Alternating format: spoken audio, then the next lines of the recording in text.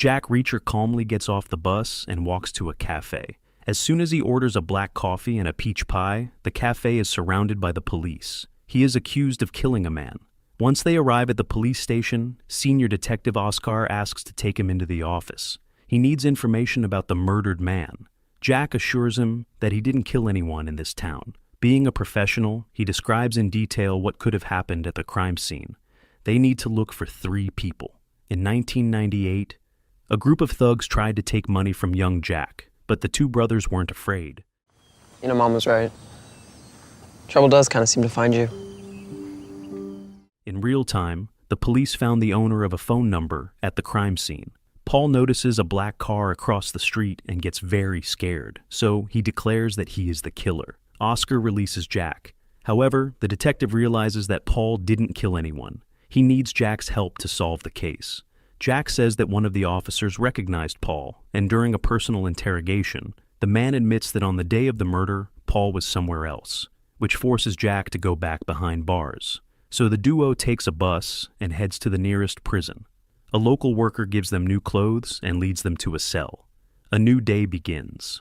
Paul is clearly frightened since they are placed in the common area with life sentence prisoners, when suddenly a local gang enters the cell.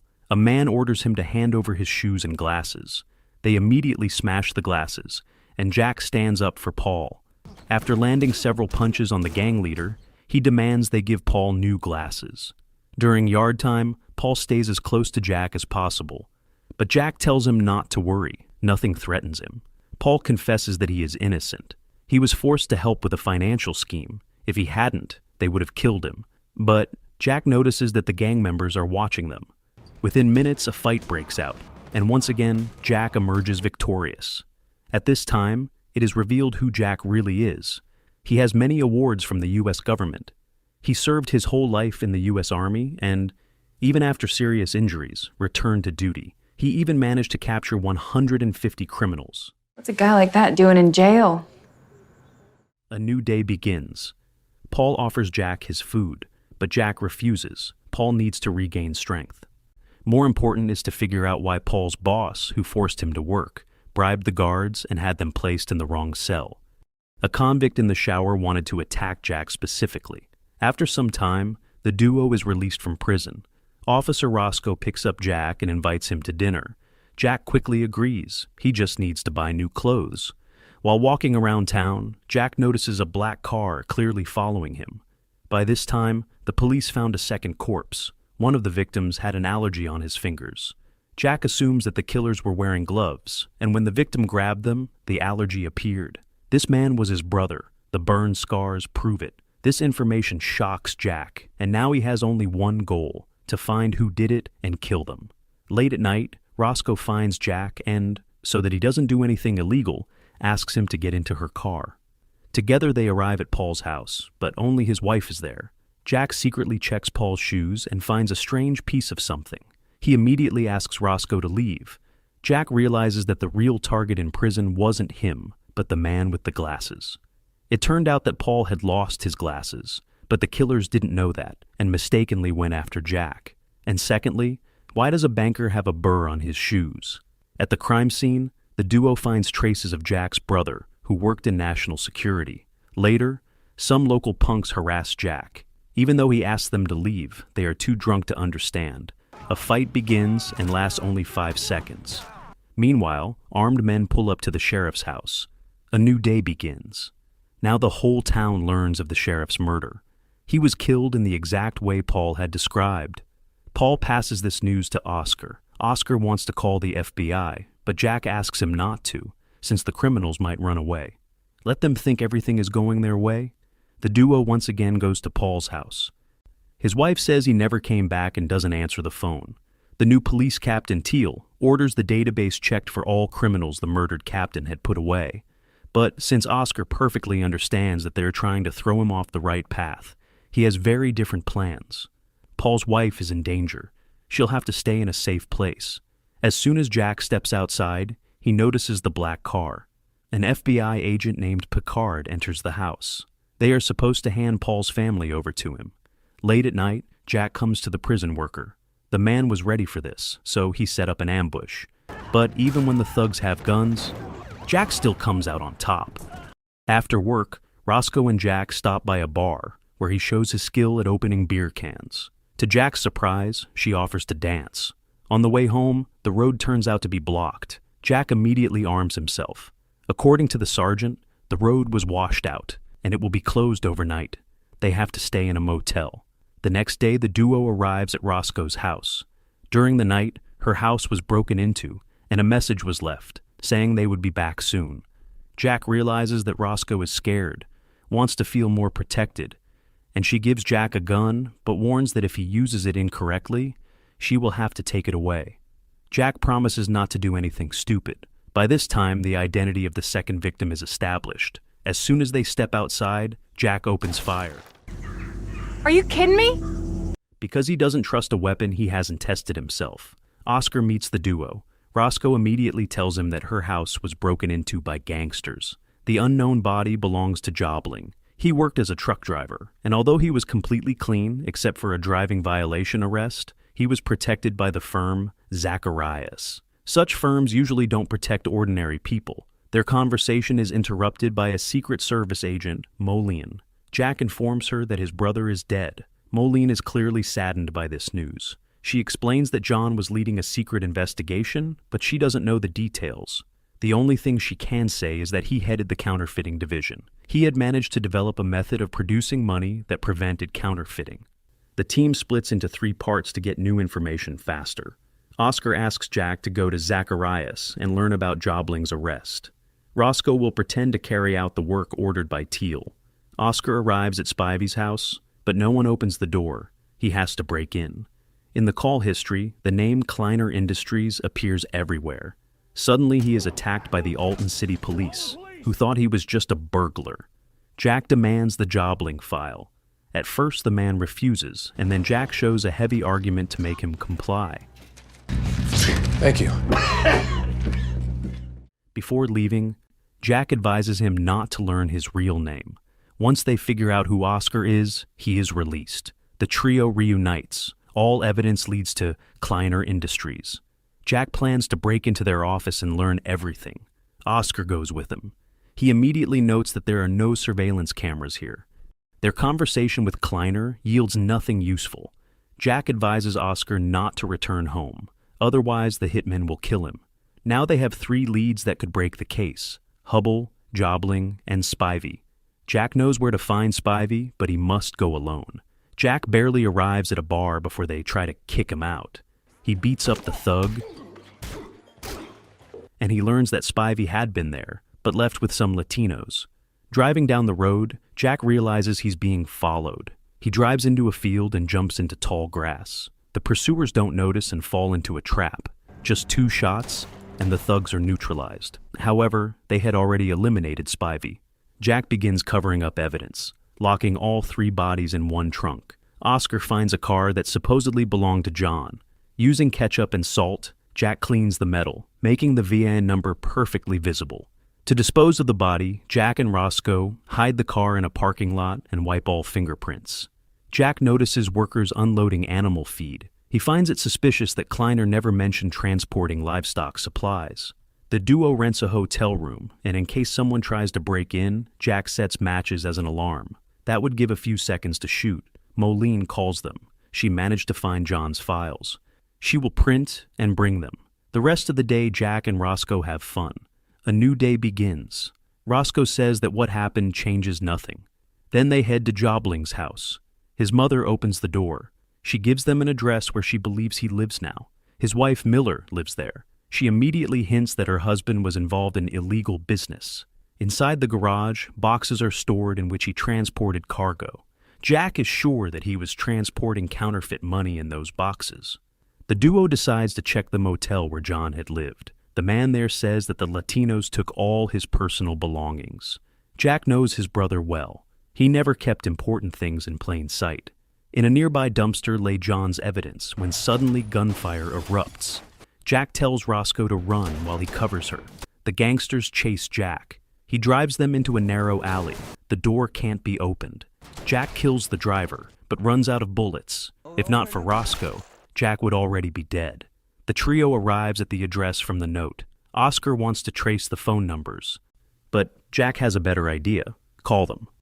Jack gets through to the Environmental Protection Agency, Roscoe to an economics professor named William, and Oscar to Professor Stephanie of the economics department. To get everything sorted out, Jack turns to private investigator Neely, to whom he had entrusted his life many times.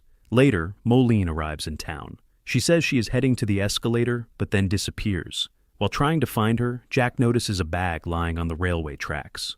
All the documents are gone, and deep in the tunnel lies Moline. She doesn't manage to say anything, dying in Jack's arms.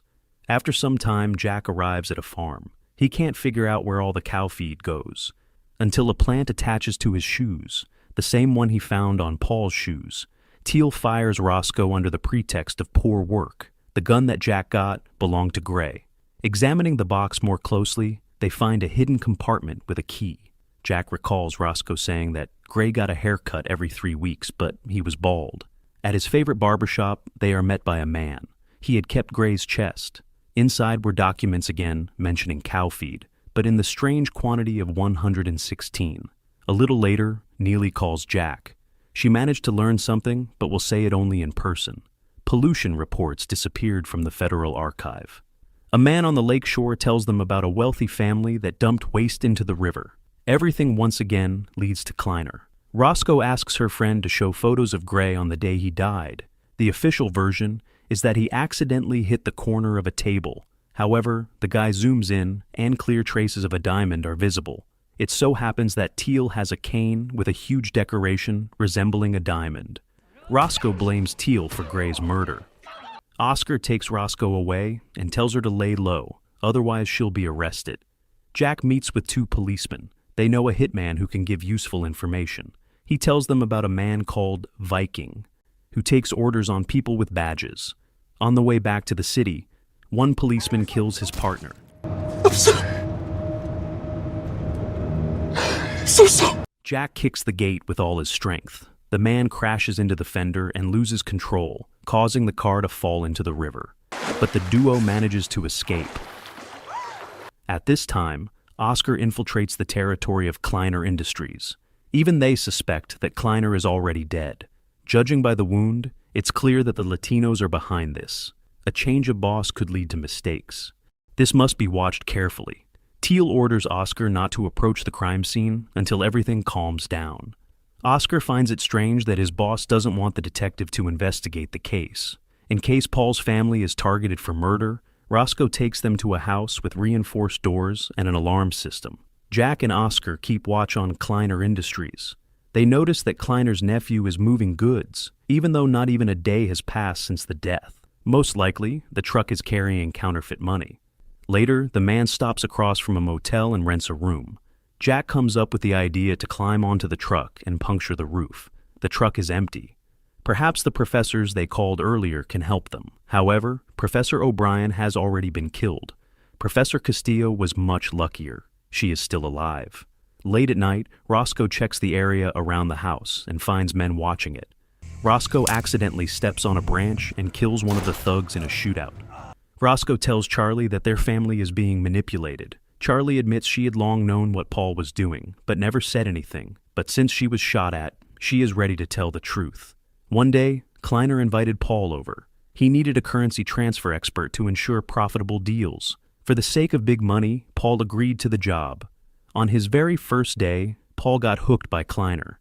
Seeing how the thugs dealt with a man who disobeyed Kleiner's order, he was forced to comply.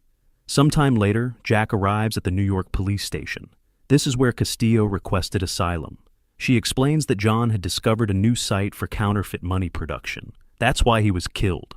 They need to find out where they get the paper for counterfeits, and then they can be stopped. How are you going to take down whoever's doing this?